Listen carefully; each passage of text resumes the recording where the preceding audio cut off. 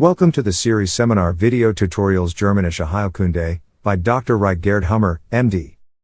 My name is Helmut Pilhar. I am the father of Olivia, and Dr. Hamer's appointed lecturer on Germanische Heilkunde, Geerd. This seminar video tutorial is about the sensible biological special programs of the breast. These special programs should help to solve a worry or dispute, or a separation conflict. I will explain the symptoms of the active phase, the conflict-resolved phase, the crisis and the residual state, at the end of the healing phase. Several case studies are used to make the various associated conflict contents easy to understand.